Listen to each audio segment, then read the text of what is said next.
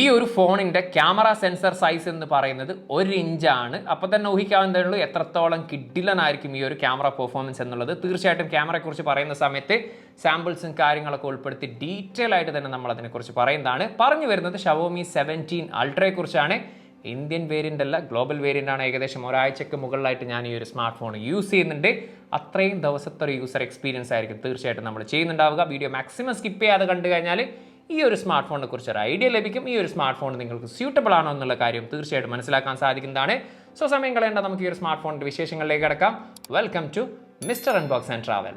ബോക്സിനകത്ത് smart phone കൂടാതെ ഒരു ട്രാൻസ്പെറൻറ്റ് കേസ് വരുന്നുണ്ട്. പ്ലാസ്റ്റിക് കേസ് ആണ് വരുന്നത്. 100 വാട്ടിൻ്റെ ഫാസ്റ്റ് ചാർജ് അഡാപ്റ്റർ ആണ് കൂടെ വരുന്നത്. Type A to type C charging cable. 3 കളേഴ്സിലാണ് ഗ്ലോബലി ഈ ഒരു സ്മാർട്ട് ഫോൺ അവൈലബിൾ ആണ്. നമ്മുടെ കയ്യിലുള്ളത് സ്റ്റാർലിറ്റ് ഗ്രീൻ എന്ന് പറയുന്ന കളറാണ്. ഇതുകൂടാതെ ബ്ലാക്കിലും വൈറ്റിലും അവൈലബിൾ ആണ്. Design and build quality back panel use ചെയ്തിരിക്കുന്ന ഫൈബർ ഗ്ലാസ് മെറ്റീരിയലാണ്. അതുപോലെ തന്നെ ക്യാമറ കവർ ഗ്ലാസ് പ്രൊട്ടക്ഷൻ ആയിട്ട് വരുന്നത് കോർണിംഗ് ഗോറില്ല ഗ്ലാസിന്റെ 7i ആണ്. അലൂമിനിയം ആണ് ബോഡി ഫ്രെയിം വരുന്നത്. 8.29 mm ബോഡി തിക്നെസ്സും 219 ഗ്രാം ആണ് ഇതിന്റെ വെയിറ്റ് വരുന്നത്. അത്യാവശ്യം വലിയ രീതിയിലുള്ള ഒരു ക്യാമറ മൊഡ്യൂളും ബൾജായിട്ട് നിൽക്കുന്ന ക്യാമറ മൊഡ്യൂളാണ് കാണാൻ സാധിക്കുക. അൾട്ര എന്നുള്ള രീതിയിലുള്ള ആ ഒരു ബാഡ്ജ് നമുക്ക് ബാക്കിൽ കാണാൻ സാധിക്കുന്നുണ്ട്. അതുപോലെ തന്നെ എഡ്ജസ് ഒക്കെ ഒരല്പം കേർവ് ആയതുകൊണ്ട് തന്നെ നല്ല രീതിയിൽ നമുക്കിത് ഹാൻഡിൽ ചെയ്യാൻ സാധിക്കുന്നുണ്ട്. റൈറ്റ് സൈഡിലാണ് പവർ ബട്ടണും അതുപോലെ തന്നെ ഒരു നൊസ്റ്റാൾജിയ ഫീലിൽ നിൽക്കുന്ന ആ ഒരു സെപ്പറേറ്റ് ആയിട്ടുള്ള വോളിയം റോക്കേഴ്സും കാണാൻ സാധിക്കുക. മുകൾ വശവും ലെഫ്റ്റ് സൈഡും കംപ്ലീറ്റ് ബ്ലാങ്ക് ആണ്. താഴ്വശത്താണ് സിം ട്രേ വരുന്ന 2 നാനോ സിം കാർഡാണ് യൂസ് ചെയ്യാൻ സാധിക്കുക. Internal mic, type C charging port, സ്പീക്കറുകൾ, ഇത്രയും കാര്യങ്ങളാണ് നമുക്ക് ഒറ്റ നോട്ടത്തിൽ ഡിസൈനിൽ കാണാൻ സാധിക്കുന്നത്. ശരിക്കും ഒരു പ്രീമിയം ഫീൽ നമുക്ക് ഈ ഒരു ഡിസൈനിൽ കാണാൻ സാധിക്കും. ഇനി ബിൽഡ് ക്വാളിറ്റിയുടെ കാര്യം എടുത്തു കഴിഞ്ഞാൽ IP68 റേറ്റഡോട് കൂടിയിട്ടുള്ള water and dust resistant smart ഫോണാണിത്. ഈ ഒരു ഫോണിൻ്റെ കീ ഫാക്ടർ എന്ന് പറയുന്നത് ക്യാമറയാണ്. അതിനെക്കുറിച്ച് പറയുന്നതിന് മുമ്പ് ഇത്തരത്തിലുള്ള ഫ്ലാഗ്ഷിപ്പ് സ്മാർട്ട് ഫോണുകൾ റിവ്യൂ ചെയ്യുന്ന സമയത്ത് അവിടെ ഇവിടെയും കണ്ടിട്ടുള്ള ഒരു കമൻറ്റിനുള്ള ഉത്തരം പറഞ്ഞുകൊണ്ട് തന്നെ തുടങ്ങാമെന്ന് കരുതി. ചോദ്യം ഇതാണ്: നമ്മുടെ ഫോൺ ഇങ്ങനെ കുലുക്കുന്ന സമയത്ത് ടക്ക ടക്ക ടക്ക ടക്ക ടക്ക ടക്ക എന്നുള്ളൊരു ശബ്ദം കേൾക്കുന്നുണ്ട്. അത് ക്യാമറയുടെ പ്രശ്നമാണെന്നാണ് മിക്ക ആളുകളും കമൻറ്റ് ചെയ്ത് ചോദിക്കുന്നത്. ഇത്തരത്തിലുള്ള മികച്ച ക്യാമറ സ്മാർട്ട് ഫോണുകളിൽ മികച്ച ഒപ്റ്റിക്കൽ ഇമേജ് സ്റ്റെബിലൈസേഷൻ ഉള്ളത് കൊണ്ട് തന്നെ ഇങ്ങനെ കുലുക്കുന്ന സമയത്ത് ക്യാമറ അത് ജസ്റ്റ് ഷെയ്ക്ക് ആവുന്നതാണ് ആ ഒരു OS കാരണം. അല്ലാതെ അത് ക്യാമറയുടെ ഇഷ്യൂസോ കാര്യങ്ങളൊന്നുമില്ല. അത്തരത്തിലൊരു ശബ്ദം കേൾക്കുന്നുണ്ടെങ്കിൽ യാതൊരു തരത്തിലും പേടിക്കേണ്ട ആവശ്യമില്ല എന്നത് ചുരുക്കം. ഇനി ക്യാമറയുടെ സൈഡിലേക്ക് വന്നു കഴിഞ്ഞാൽ 3 ക്യാമറയാണ് പിറകിൽ വരുന്നത്. 50 മെഗാ പിക്സലിൻ്റെ മെയിൻ ലെൻസ്, അതും 1 ഇഞ്ച് സെൻസറോട് കൂടിയിട്ടാണ് ഉൾപ്പെടുത്തിയിരിക്കുന്നത്. 1 ഇഞ്ച് സെൻസർ സാധാരണ രീതിയിൽ നമ്മൾ ഒരുപാട് സ്മാർട്ട് ഫോണുകളൊന്നും കാണാൻ സാധിക്കാറില്ല. അതുകൊണ്ട് തന്നെ അതിൻ്റെ പെർഫോമൻസിനെ കുറിച്ച് തീർച്ചയായിട്ടും നമ്മൾ ഡീറ്റെയിൽ ആയിട്ട് പറയുന്നതാണ്. രണ്ടാമത്തത് 200 മെഗാ പിക്സലിൻ്റെ ടെലിഫോട്ടോ ലെൻസ്.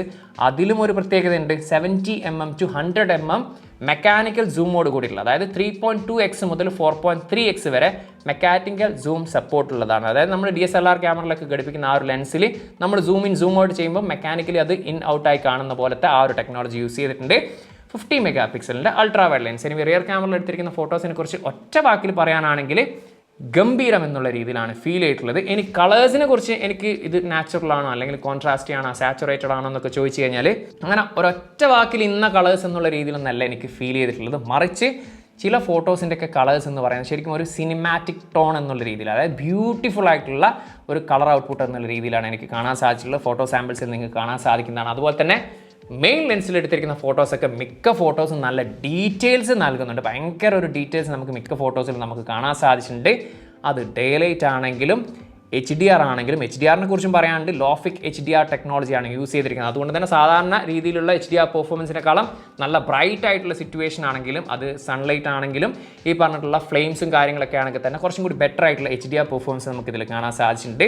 പോർട്രേറ്റ് ഫോട്ടോസും നല്ല കാണാൻ സാധിച്ചിട്ടുണ്ട്. ആർട്ടിഫിഷ്യൽ ലൈറ്റിംഗ് കണ്ടീഷൻ ഉണ്ടെങ്കിൽ ഗംഭീരമായിട്ടുള്ള നൈറ്റ് ഫോട്ടോഗ്രാഫി നമുക്കിതിൽ കാണാൻ സാധിക്കും. പക്ഷേ എടുത്ത് പറയേണ്ടത് ടെലിഫോട്ടോ ലെൻസിനെ കുറിച്ചാണ്. എസ്പെഷ്യലി പോർട്രേറ്റ് ഫോട്ടോസൊക്കെ സൂപ്പർബ് എന്നുള്ള രീതിയിൽ തന്നെ കാണാൻ സാധിച്ചിട്ടുണ്ട്. ഈ പറഞ്ഞിട്ടുള്ള 3.2x മുതൽ 4.3x വരെ നമുക്ക് ആ ഒരു നല്ല രീതിയിലുള്ള ഒരു ക്വാളിറ്റി നമുക്കിതിൽ കാണാൻ സാധിക്കും. അതുപോലെ തന്നെ അപ് ടു 120x വരെ നമുക്കിതിൽ ഡിജിറ്റൽ സൂം ചെയ്ത് ഫോട്ടോ എടുക്കാൻ സാധിക്കുന്നുണ്ട്.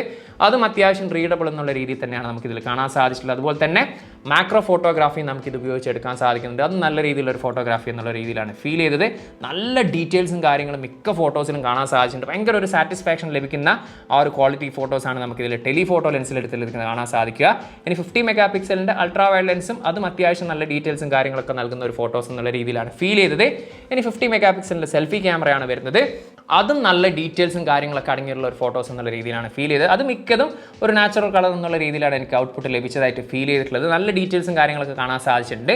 അത് ഡേ ലൈറ്റിൻ്റെ കാര്യമാണെങ്കിലും സൂപ്പർബായിട്ടുള്ള നമുക്ക് പോർട്രേറ്റ് ഫോട്ടോസ് ഇതിൽ കാണാൻ സാധിച്ചിട്ടുണ്ട്. നല്ല രീതിയിലുള്ള ഒരു HDR പെർഫോമൻസ് കാണാൻ സാധിച്ചിട്ടുണ്ട്. ഈവൻ ആർട്ടിഫിഷ്യൽ ലൈറ്റിംഗ് കണ്ടീഷൻ ഉണ്ടെങ്കിൽ നല്ല രീതിയിലുള്ള നൈറ്റ് ഫോട്ടോഗ്രാഫി നമുക്ക് ഇതിൽ കാണാൻ സാധിക്കുന്നുണ്ട്. അതുപോലെ തന്നെ ക്യാമറയിൽ ഒരുപാട് ഓപ്ഷൻസും കാര്യങ്ങളും നമുക്ക് ഫോട്ടോയിൽ കാണാൻ സാധിക്കും. അതുപോലെ തന്നെ 8K 30 ഫ്രെയിം പെർ സെക്കൻഡ് വരെയാണ് ഇതിലെ മാക്സിമം വീഡിയോ റെസൊല്യൂഷന്.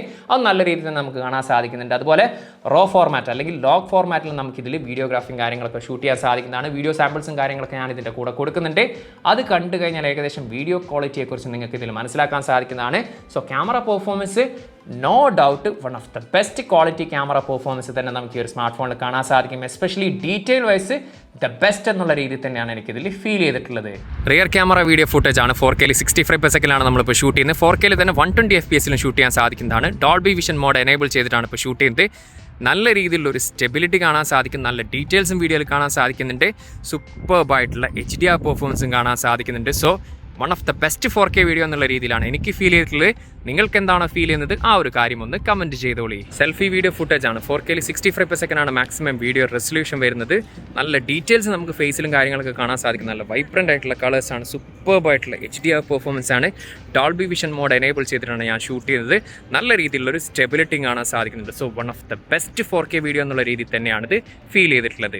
ഡിസ്പ്ലേ വരുന്നത് 6.9 ഇഞ്ചിൻ്റെ ഫ്ലാറ്റ് ഡിസ്പ്ലേ ആണ് യൂസ് ചെയ്തിരിക്കുന്നത്. താരതമ്യേന ബെസൽസ് ഒക്കെ നല്ല രീതിയിൽ കുറവെന്നുള്ള രീതിയിലാണ് കാണാൻ സാധിക്കുന്നത്. ഹൈപ്പർ RGB OLED ഡിസ്പ്ലേ ആണ് ഈ ഒരു സ്മാർട്ട് ഫോണിൽ യൂസ് ചെയ്തിരിക്കുന്നത്.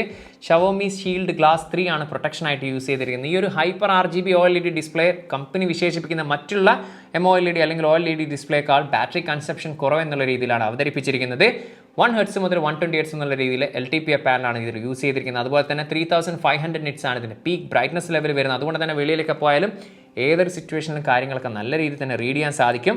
അൾട്രാസോണിക് ഫിംഗർ പ്രിൻറ്റ് സ്കാനറാണ് വരുന്നത്. അതിൽ തന്നെ എടുത്ത് പറയേണ്ടത് ആ ഒരു ഫിംഗർ സ്കാനറിൻ്റെ പൊസിഷൻ വളരെ ഈസി ആയിട്ട് നമുക്ക് യൂസ് ചെയ്യാൻ സാധിക്കും എന്നതാണ്. അതുപോലെ തന്നെ HDR10+ ഡോൾബി വിഷൻ എന്നതിൽ സപ്പോർട്ടാണ്.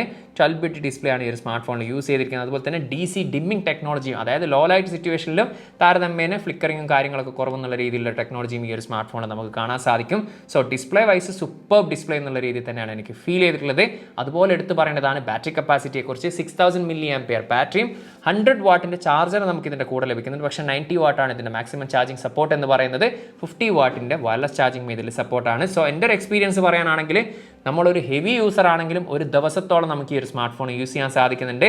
അതല്ല നമ്മളൊരു നോർമൽ യൂസർ ആണെങ്കിൽ 1.5 ദിവസത്തോളം നമുക്ക് ഈ ഒരു സ്മാർട്ട് ഫോൺ യൂസ് ചെയ്യാം. ഫ്ലാഗ്ഷിപ്പ് പ്രോസസ്സർ ആയിട്ടുള്ള സ്നാപ്ഡ്രാഗൺ 8 Elite Gen 5 ആണ് ഈ ഒരു സ്മാർട്ട് ഫോണിൽ വരുന്നത്. 3 nm ടെക്നോളജിയിൽ ഒക്ടാ കോറിൽ 4.6 GHz ക്ലോക്ക് സ്പീഡും Adreno 840 ആണ് ഇതിൽ ഉപയോഗിച്ചിരിക്കുന്നത്. GPU അന്തുത്തു സ്കോർ ടെസ്റ്റ് ചെയ്ത സമയത്ത് 3.5 മില്യൺ മുകളിലാണ് എനിക്ക് ലഭിച്ചിട്ടുള്ളത്. ആ ഒരു ടെസ്റ്റ് നടത്തിയ സമയത്ത് 45 ഡിഗ്രി വരെ ഈ ഒരു സ്മാർട്ട് ഫോൺ ഹീറ്റായിട്ട് നമുക്ക് കാണാൻ സാധിക്കും. പക്ഷേ വളരെ പെട്ടെന്ന് തന്നെ കൂളാകുന്നുണ്ട്. കാരണം 5500 mm² vapour chamber cooling system ഈ ഒരു സ്മാർട്ട് ഫോണിൽ ഉൾപ്പെടുത്തിയിരിക്കുന്നു.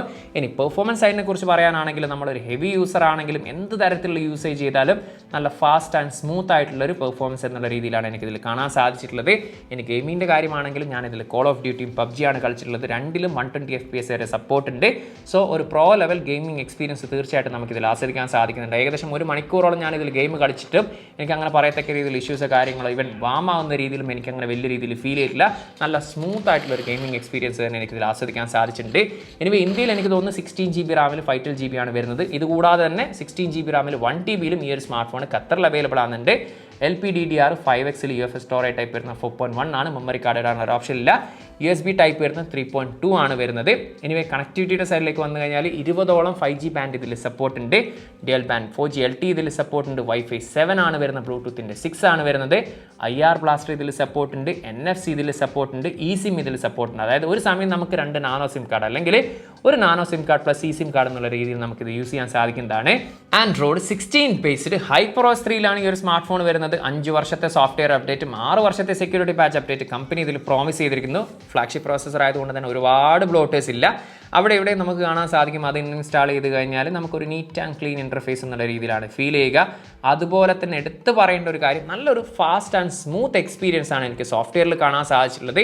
ഈ ഒരു സമയം വരെ അങ്ങനെ ലാഗോ അല്ലെങ്കിൽ ബഗ്ഗോ കാര്യങ്ങളൊന്നുമില്ല. നല്ല സ്മൂത്ത് ആയിട്ട് തന്നെ എനിക്ക് ഒരു സ്മാർട്ട് ഫോൺ യൂസ് ചെയ്യാൻ സാധിച്ചിട്ടുണ്ട്. ഗൂഗിൾ ജെമിനിയും സർക്കിൾ ടു സെർച്ച് ഉൾപ്പെടെ ഇവരുടെ കുറച്ച് AI ഫീച്ചേഴ്സും കാര്യങ്ങളൊക്കെ നമുക്കിതിൽ കാണാൻ സാധിക്കും. അങ്ങനെ ഒരു വാവ് ഫാക്ടർ ആയിട്ടുള്ള AI ഫീച്ചേഴ്സൊന്നും എനിക്കിതിൽ കാണാൻ സാധിച്ചിട്ടില്ല. സോ സിമ്പിളായിട്ട് പറയാനാണെങ്കിൽ നല്ല സ്മൂത്ത് ആൻഡ് ഫാസ്റ്റ് ആയിട്ടുള്ള സോഫ്റ്റ്വെയർ എക്സ്പീരിയൻസ് നമുക്കിതിൽ ആസ്വദിക്കാൻ സാധിക്കും. Dolby Atmos supported stereo speakers ആണ് വരുന്നത്.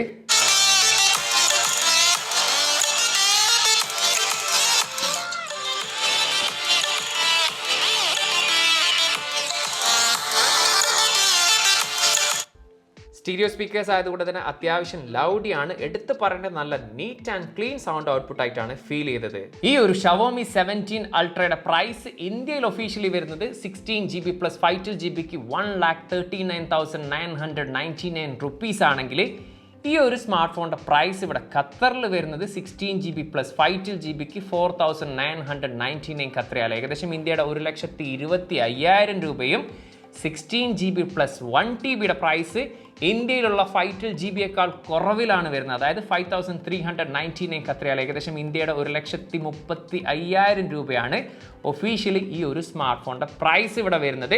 എനിവേ ഓവറോൾ ഈ ഒരു സ്മാർട്ട് ഫോണിനെ കുറിച്ച് പറയാനാണെങ്കിൽ എടുത്തു പറയേണ്ടത് ക്യാമറ പെർഫോമൻസ് തന്നെയാണ്. പ്രത്യേകിച്ച് നല്ല ഡീറ്റെയിൽസ് കാര്യങ്ങളൊക്കെ നൽകുന്ന ഫോട്ടോസൊക്കെ എടുക്കണം എന്ന് ആഗ്രഹമുള്ളവർക്ക് ബെസ്റ്റ് എന്ന് തന്നെ പറയാൻ സാധിക്കും. കിഡിലനായിട്ടുള്ള ഡിസ്പ്ലേ ക്വാളിറ്റി, കിഡിലനായിട്ടുള്ള ഹാർഡ്വെയർ ആൻഡ് സോഫ്റ്റ്വെയർ എക്സ്പീരിയൻസ്, സൂപ്പർബായിട്ടുള്ള ആ ഒരു സ്പീക്കർ ക്വാളിറ്റി, ഓവറോൾ ഒരു കിഡിലൻ സ്മാർട്ട് ഫോൺ എന്നുള്ള രീതിയിൽ തന്നെയാണ് തീർച്ചയായിട്ടും നമുക്ക് ഈ ഒരു സ്മാർട്ട് ഫോൺ കാണാൻ സാധിച്ചിട്ടുള്ളത്. സോ നിങ്ങളുടെ പ്രൈസ് ഈ ഒരു ബജറ്റാണ്, അതുപോലെ തന്നെ Xiaomi സ്മാർട്ട് ഫോണൊക്കെ ഇഷ്ടപ്പെടുന്നവരാണെങ്കിൽ തീർച്ചയായിട്ടും പരിഗണിക്കാൻ പറ്റുന്ന ഒരു സ്മാർട്ട് ഫോൺ തന്നെയാണ് ഈ ഒരു Xiaomi 17 Ultra. ഇനി ഈ ഒരു സ്മാർട്ട് ഫോൺ യൂസ് ചെയ്യുന്ന ആരെങ്കിലും ഈ ഒരു വീഡിയോ കാണുന്നുണ്ടെങ്കിൽ നിങ്ങളുടെ യൂസർ എക്സ്പീരിയൻസ് ഷെയർ ചെയ്യുകയാണെങ്കിൽ അത് മറ്റുള്ളവർക്ക് കൂടി യൂസ്ഫുൾ ആവുന്നതാണ്. സോ ഇന്നത്തെ ഈ ഒരു വീഡിയോ യൂസ്ഫുൾ ആണെന്ന് കരുതിയാൽ വീഡിയോ ലൈക്ക് ചെയ്യുന്ന കാര്യം, അതുപോലെ തന്നെ മറ്റുള്ളവരിലേക്ക് ഷെയർ ചെയ്യുന്ന കാര്യം കൂടി ഒന്ന് പരിഗണിച്ചോളി. എന്താണോ ഈ ഒരു സ്മാർട്ട് ഫോണിനെ കുറിച്ചുള്ള അഭിപ്രായം, ആ ഒരു കാര്യം ഒന്ന് കമന്റ് ചെയ്യുക. ടെക് സംബന്ധമായിട്ടുള്ള സംശയങ്ങളും കാര്യങ്ങളും ഉണ്ടെങ്കിൽ ഇൻസ്റ്റാഗ്രാമിന്റെയും ഫേസ്ബുക്കിന്റെയും ലിങ്ക് ഡിസ്ക്രിപ്ഷനിലുണ്ട്, അവിടെ മെസ്സേജ് അയച്ച് ചോദിക്കാവുന്നതാണ്. സോ മറ്റൊരു പുതിയൊരു വീഡിയോയിൽ കാണാമെന്ന പ്രതീക്ഷയിൽ തൽക്കാലം ഞാൻ ഇവിടെ പറയുന്നു. സെയ്ദ് ഇർഷാദ്.